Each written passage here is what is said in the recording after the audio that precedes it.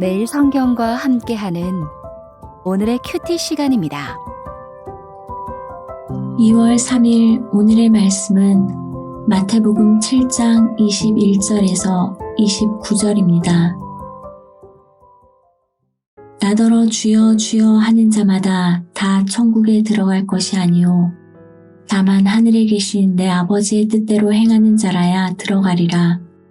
그날에 많은 사람이 나더러 이르되 주여 주여 우리가 주의 이름으로 선지자 노릇하며 주의 이름으로 귀신을 쫓아내며 주의 이름으로 많은 권능을 행하지 아니하였나이까 하리니 그때 내가 그들에게 밝히 말하되 내가 너희를 도무지 알지 못하니 불법을 행하는 자들아 내게서 떠나가라 하리라.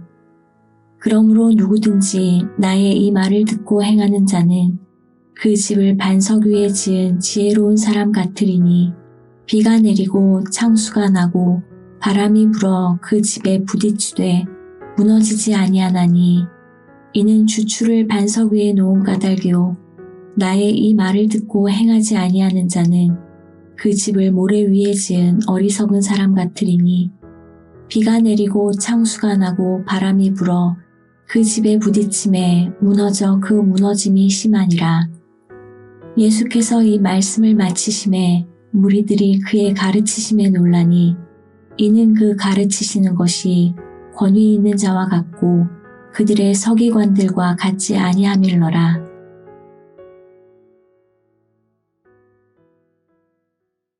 예수님은 산상수훈의 마지막 결론으로 좁은 문 좁은 길과 넓은 문 넓은 길을 대조하여 말씀하신 후에 좋은 열매를 맺지 못하는 거짓 선지자들의 가르침을 경고하시고 이어서 집 짓는 자의 비유를 통해 구원받는 믿음에 대한 선명한 그림으로 말씀해 주십니다. 거짓 선지자들은 아무리 주의 이름으로 선지자 노릇을 하고 귀신을 쫓아내며 많은 권능을 행할지라도 주님의 인정을 받지 못하고 오히려 불법의 사람들이라는 그 심판을 받게 된다는 말씀입니다.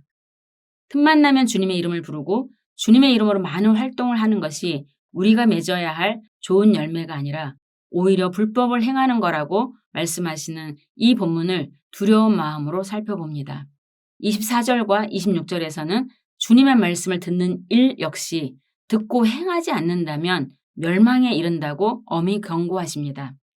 주님의 이름을 부르는 것도 주님의 이름을 많이 하는 것도 매일 말씀을 읽는 것도 구원 얻는 그 믿음과는 아무런 상관이 없을 수 있다는 것을 강력하게 선포하고 계십니다. 즉 주님이 말씀하신 이 산상수훈의 가르침을 듣기만 하고 그대로 실천하지 않는다면 이는 멸망에 이르는 불법의 삶이라는 것입니다. 피투니아 공부를 시작하다라는 흥미로운 그림책이 있습니다. 이 책을 보면 맹추라고 놀림을 받는 암거위 피투니아가 어느 날 우연히 책이라는 물건을 발견하게 되는데요. 책을 지니고 다니면서 책을 사랑하는 사람은 지혜롭다고 말한 주인집 아저씨의 말이 기억이 났습니다. 그래서 피투니아는 이 책을 집어들고 다니면서 애지중지하기로 합니다. 그런데 문제는 책을 들고 다니다 보니까 정말로 자기가 지혜로운 줄 알고 목을 길게 빼고 교만해진 것입니다. 게다가 늘 책을 들고 다니니까 다른 동물들이 피투니아가 굉장히 지혜로운 줄 알고 이것저것 도움을 요청하고 그때마다 피투니아는 기꺼이 대답을 내놓았습니다. 하지만 곤란한 문제들 앞에서 피투니아가 내놓은 해답들은 오히려 도움을 요청한 동물들을 더 고통스러운 절망으로 이끄는 것들이었습니다. 그럴 수밖에요. 피투니아는 책을 들고만 다녔지 그 책을 읽고 묵상하면서 자신의 것으로 체화하지 못했으니까요. 그러니 상처를 해결해 준다고 나선 일이 오히려 더 큰 상처를 입힐 뿐이었습니다. 피투니아를 둘러싼 모든 동물들이 결국 피투니아 때문에 더 큰 고통으로 신음하게 되었습니다. 마침내 피투니아가 깨달았죠. 이제 알았다. 지혜는 날개 밑에 지니고 다닐 수는 없는 거야. 그렇습니다. 책을 집어들고 다닌다고 해서 그 책의 내용처럼 지혜롭지 않습니다. 피투니아가 날개 밑에 책을 끼고 다니는 것처럼 우리 그리스도인들이 성경책을 애지중지하고 매일 그 성경을 읽고 묵상한다고 할지라도 그 말씀 속에 있는 하나님의 뜻을 삶으로 살아내지 않는다면 오히려 더 큰 불법을 낳고 더 큰 재앙을 일으킬 수 있습니다. 성경을 공부하고 성경 구절을 달달달 외우고 하루 종일 기도하는 사람들 때문에 오히려 우리 주변 사람들은 더 큰 고통 속으로 이끌고 있을지 모릅니다.